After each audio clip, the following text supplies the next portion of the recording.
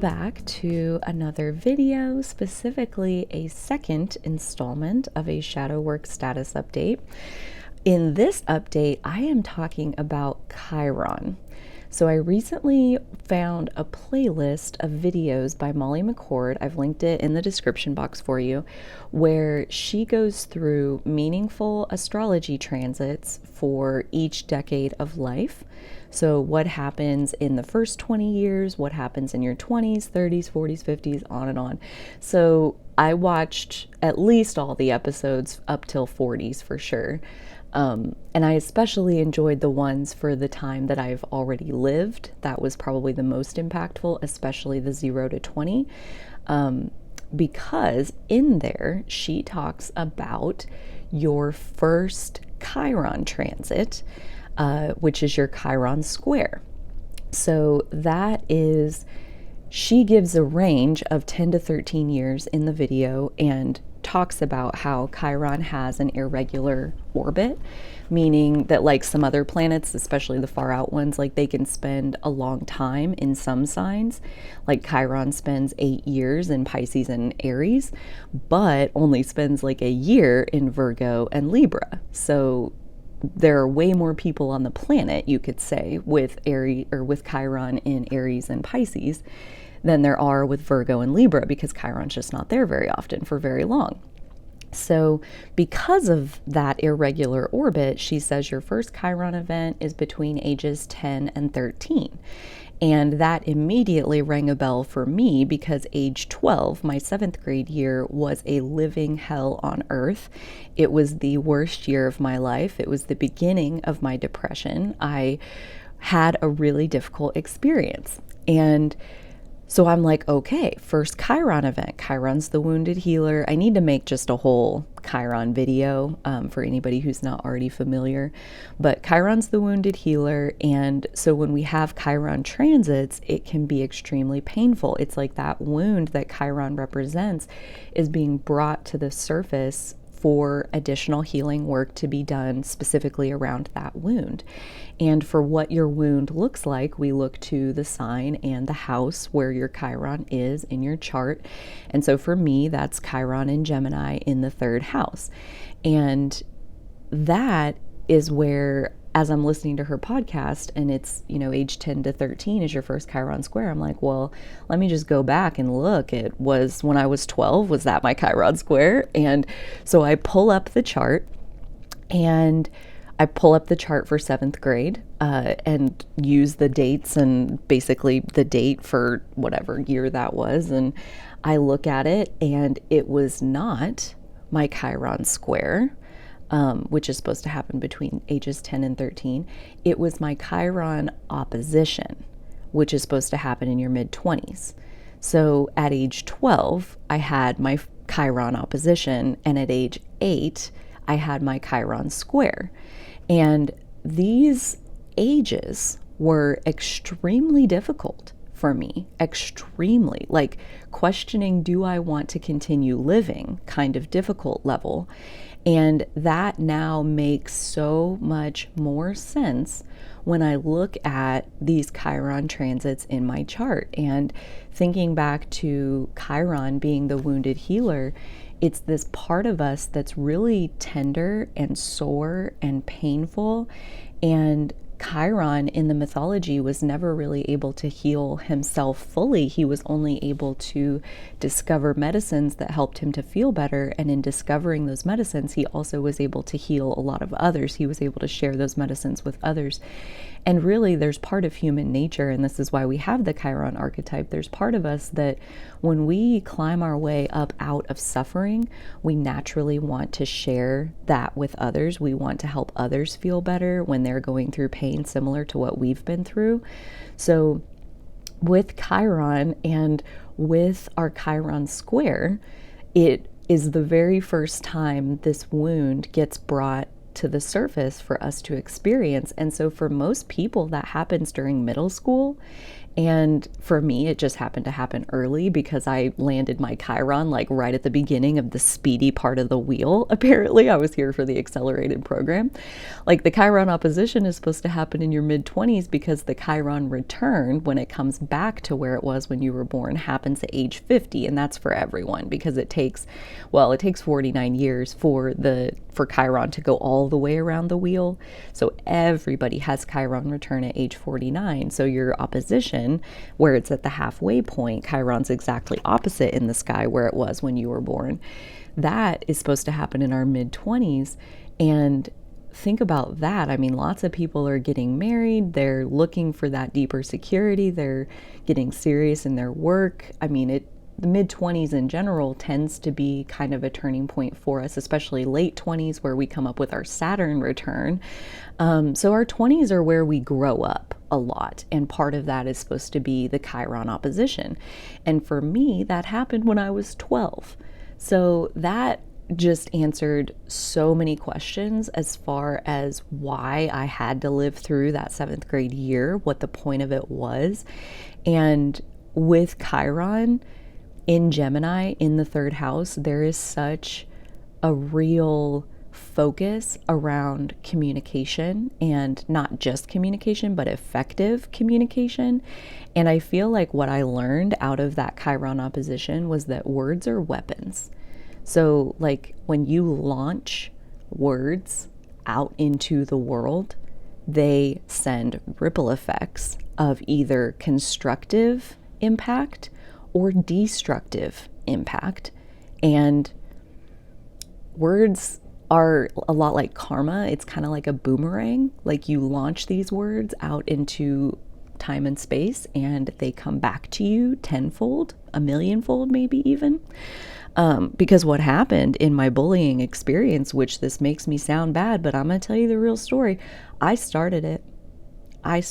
It was my karmic retribution for launching words that were hateful and hurtful.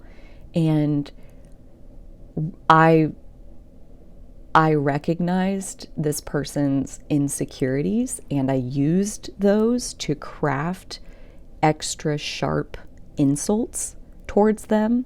And I wrote it down on a letter and I put it in their locker.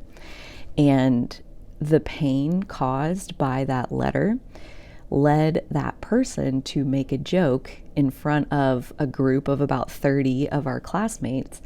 And that joke was that I was so ugly, in order to have sex with me, they would have to put a brown bag over my head.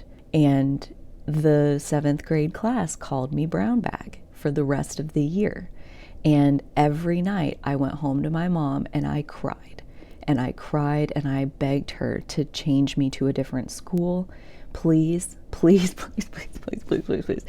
And eventually 7th grade was over, and we show up to 8th grade and it was like it never happened. It was the weirdest thing I've ever been a part of. And that, looking back now, the Chiron opposition, like it was exact in April of my 7th grade year.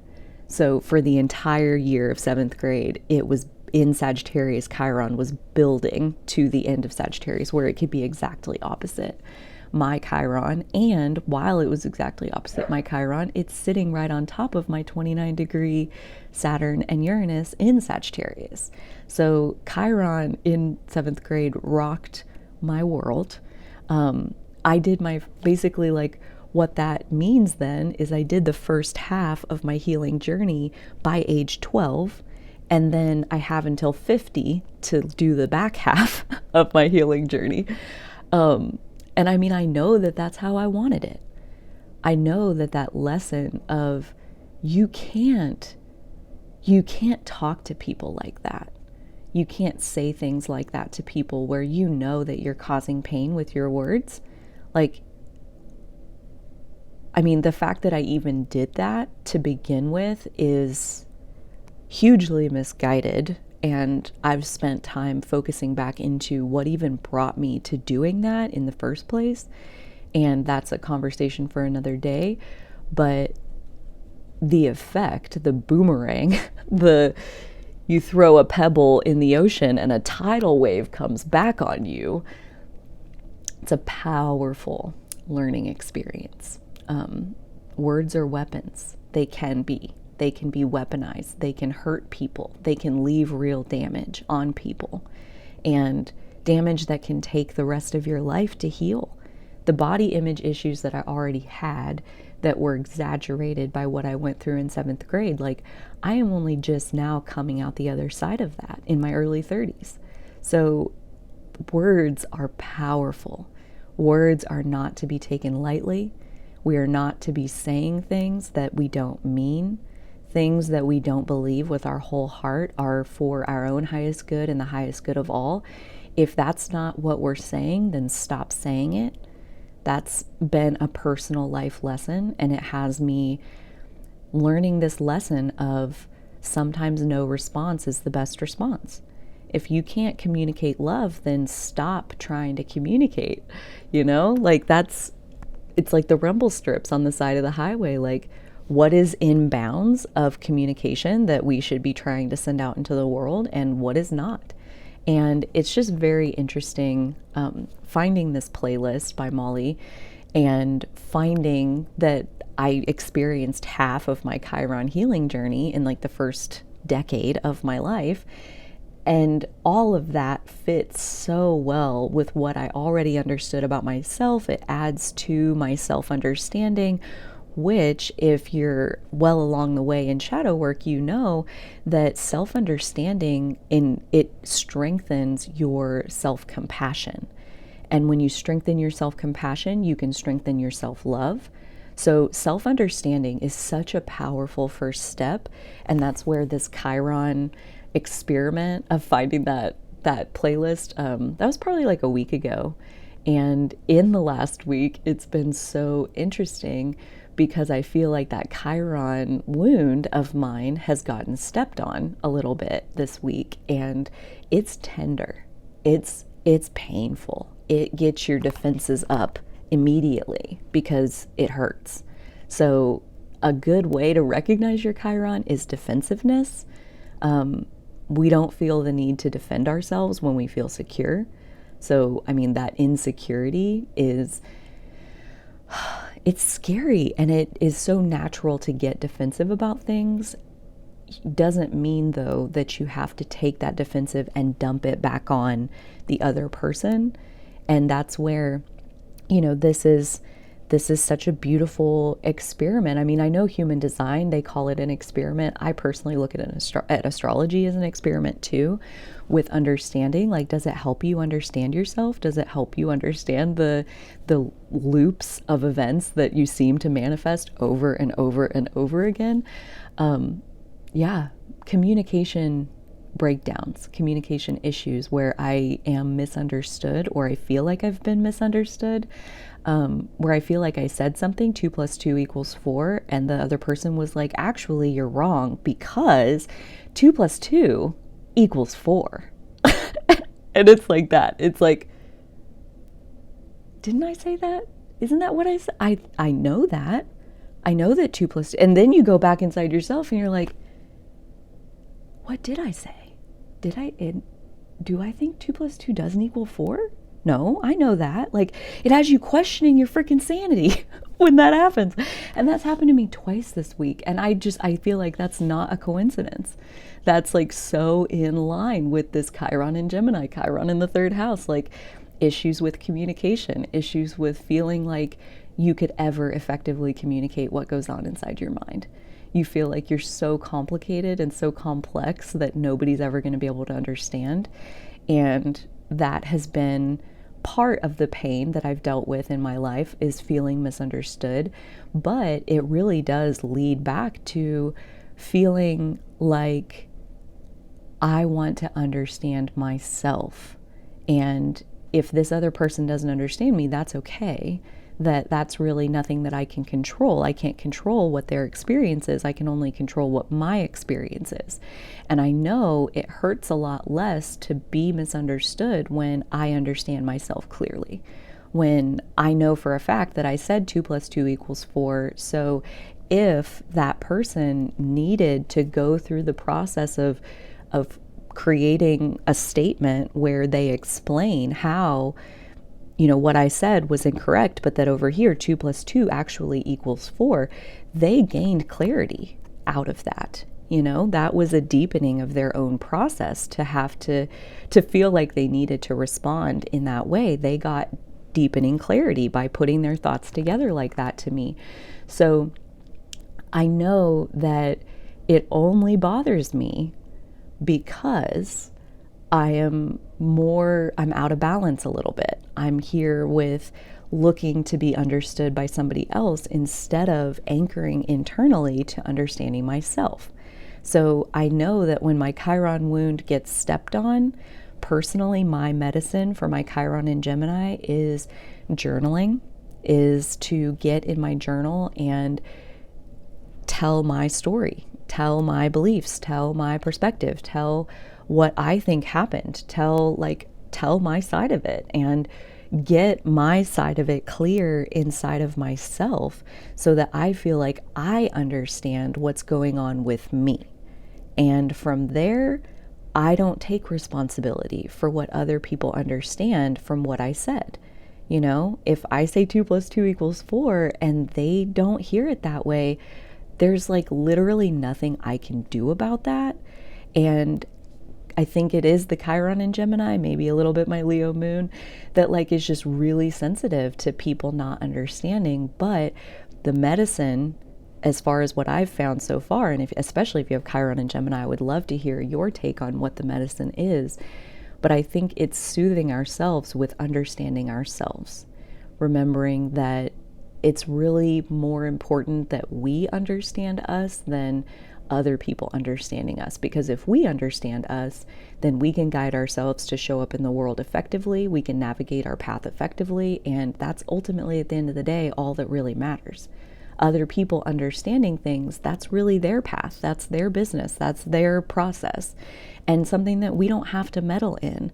But that doesn't stop it from stepping on a tender part of you every once in a while, maybe.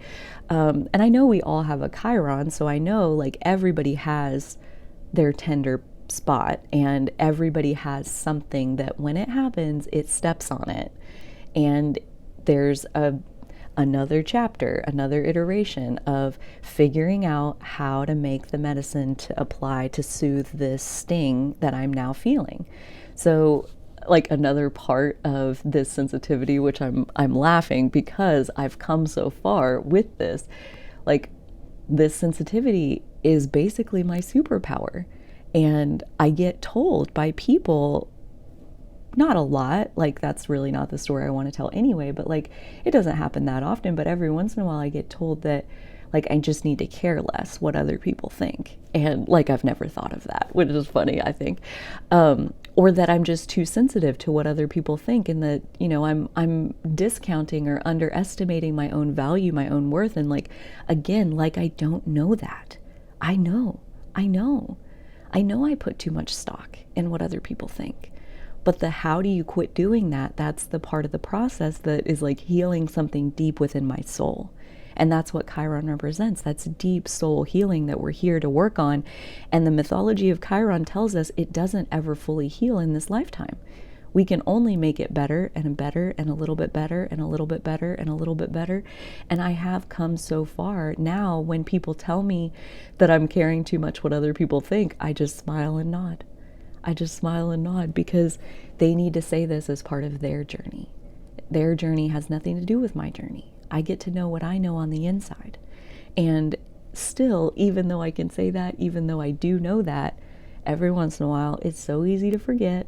And that's why we have somebody come along, the perfect cooperative component that can step squarely on our insecurity, on our tender spot, and prompt us to go back through the healing process one more time. And then do it again, and do it again, and do it again. This is healing. This is shadow work. This is having something that doesn't feel that great bubble to the surface in your experience. Something happens and it triggers you, triggers a certain emotional response inside of you.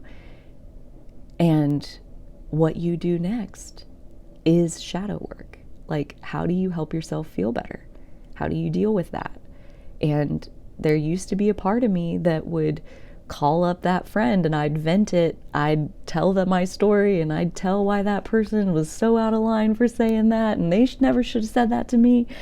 And they'd be like, yeah, they shouldn't have said that, and like get all riled up. And I've done that enough times to know, like, it doesn't, like, at the end when you get off the phone, you just want to keep beating the dead horse. Like, there's really no resolution or like feeling better. It doesn't really help. But when I get in my journal and I tell my story and I ground back inside of myself and inside of my connection with my higher self, my connection with my shadow self, that I understand when I get triggered, this is just a healing moment that I'm in. Like, all of that happens and is there for me in my journal. And that is a level of security that is unavailable in the outside world. Like, I can never be 100% guaranteed that other people will understand me, but I can always journal and talk out loud and contemplate and reflect into a place where I understand me.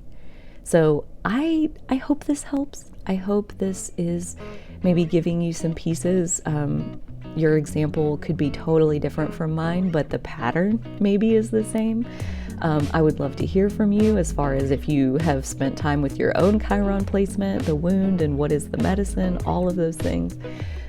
Chiron is a big one when it comes to our shadow work. So again, I'll leave some resources down below if you are here simply for shadow work and you're new to astrology, a couple of videos on where to get started with all of that. And as always, if you have questions, I am here to answer those. So until next time, dear friends, my fellow shadow workers, you take such good care of yourselves, and so will I.